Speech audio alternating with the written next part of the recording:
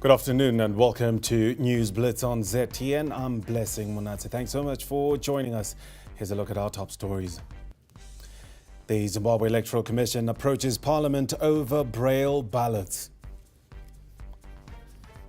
Zimbabwe to recruit 5,000 teachers into 2022.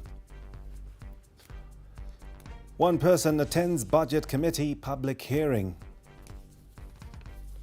And in sport, we'll tell you about Mountaineers' sweet revenge. Now, elections are beckoning as Zimbabwe prepares for the March 26 by-elections and 2023 harmonized elections. A lot still needs to be done to cater for the rights of people with disabilities. Previously, there were no materials such as Braille ballots to cater for the blind. The Zimbabwe Electoral Commission, ZEC, has approached Parliament for permission to develop a Braille ballot paper specific to the blind's needs such that they can vote in private. ZEC spokesperson Commissioner Joyce Kazembe said at the moment, ZEC is awaiting a go-ahead from Parliament. And that goes also with how do we deal with people that are visually impaired. We also have approached Parliament to allow us eventually to develop a special ballot paper for those people so that they don't have to be accompanied by the presiding officer or a relative or someone, so that they've got some privacy. And we've submitted that. We await their concurrence with us so that they go individually and they have privacy when they do their voter, when they are voting, so that they're on their own like everybody else. Zimbabwe has recruited over 1,400 teachers who are spread across the country's 10 provinces. But the country has an 18,000 teacher deficit.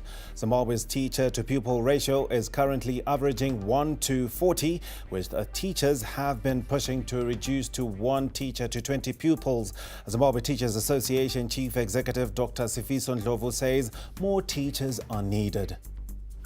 Well, I think it is a good thing to employ teachers and increase the number. But the numbers that we've seen that are being tackled by government are far from the desired numbers we need in the schools.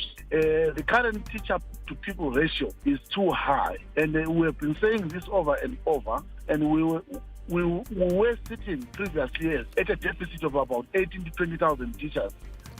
Primary and Secondary Education Minister Dr. Evelyn Ndlovu says their ministry has set quarterly targets for recruitment. It's work in progress.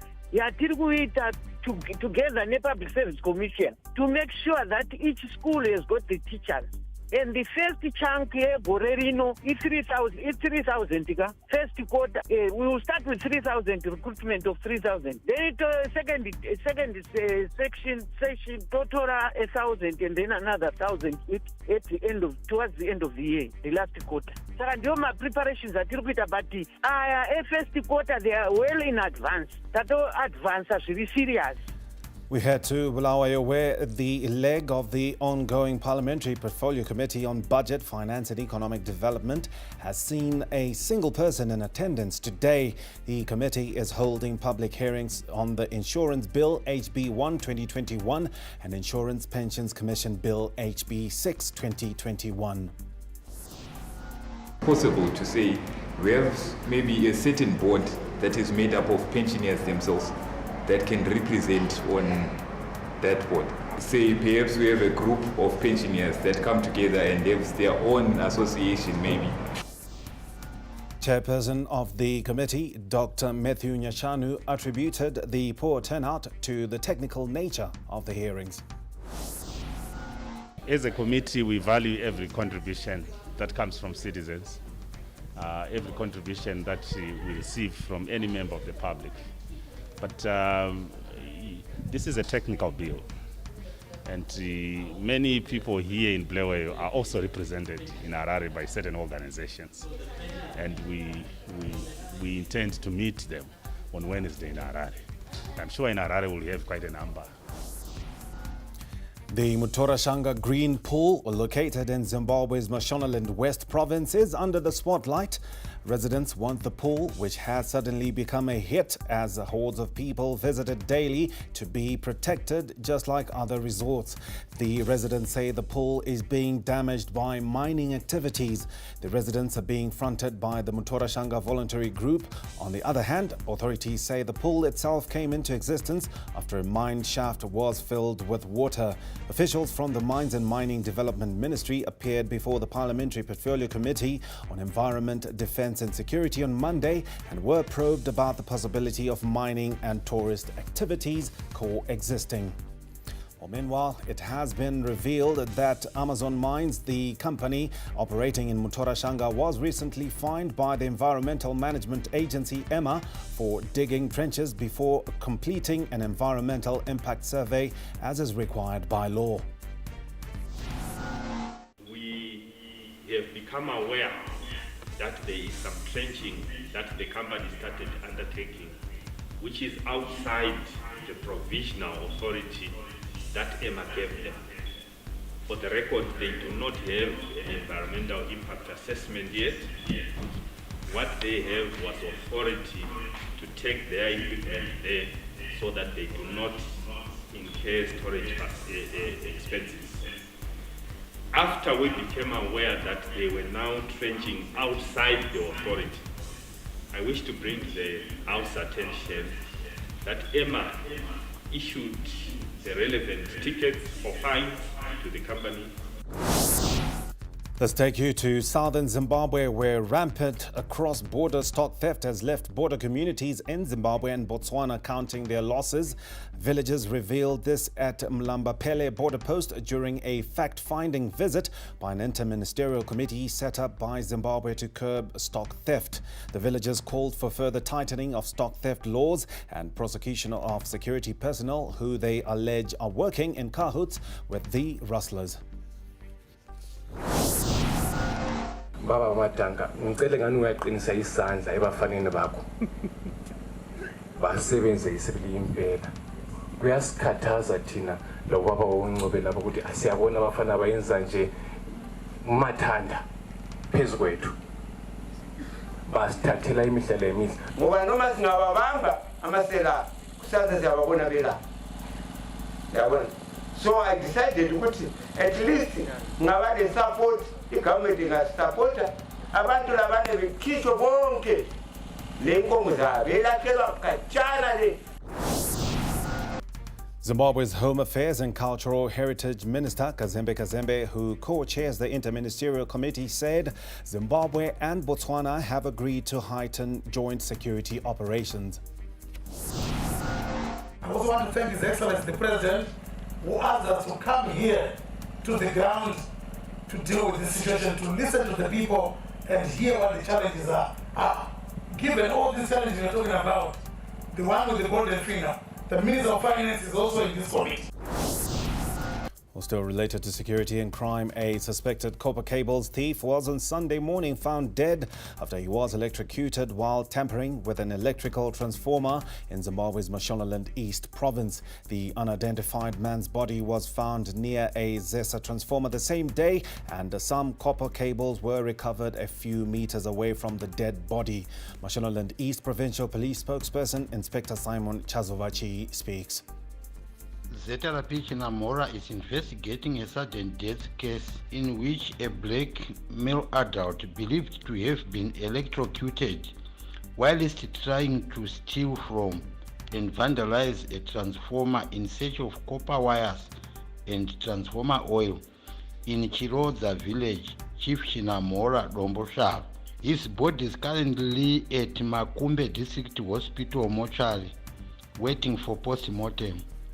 Still with crime, we shift to Bulawayo, where alert residents tracked and arrested 3 police officers and a ZESA loss control officer for vandalizing ZESA installations. The 4 suspects were arrested on Sunday, leading to the recovery of 34 meters of overhead 2.5 millimeter cables and 76 meters of single core cables worth 7,000 United States dollars dumped in a maize field. A police cap and a wallet, a national identity identification card belonging to one of the suspects were recovered near the loot, and the residents used that to track the culprits. National Police spokesperson Assistant Commissioner Paul Nyati confirmed the arrest to ZTN. We don't condone criminal acts by police officers. And if police officers commit a crime, they are arrested just like anybody else. So definitely the law will take its course. We take you to Mozambique, and by way of update, Cyclone Gombe, which hit Mozambique on Friday, has left a trail of destruction in the provinces of Nampula and Zambezia. According to a provincial tool, Cyclone Gombe killed at least 11 people in the northern parts of the country.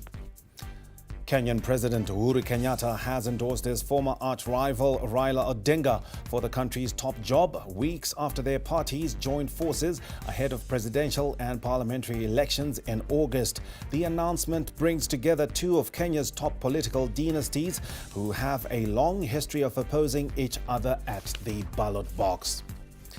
India says it accidentally fired a missile into neighboring Pakistan due to a technical malfunction during routine maintenance. The Indian Ministry of Defence said on the 9th of March, in the course of a routine maintenance, a technical malfunction led to an accidental firing of the missile. The Russian and Ukrainian officials are set to hold a new round of talks. A Ukrainian presidential advisor and a Kremlin spokesperson confirmed that the two sides' representatives will meet via video conference later today. Up next is the sports news. Chimbori chinyi kuerengwa zvakadzara kwemunhu weshe unogare muZimbabwe mugore ra2022 kuchaerengwa munhu weshe unenge ari muZimbabwe usiku hwa20 kubvumbi 2022. Zvimbori nemushando wei? Mhinduro dzako dzinokosha.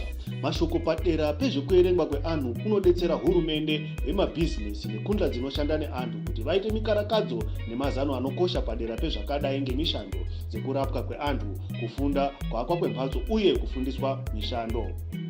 Ungapinda sei muurongwa uhu? Pinda muchirongwa ichi zvakadzara.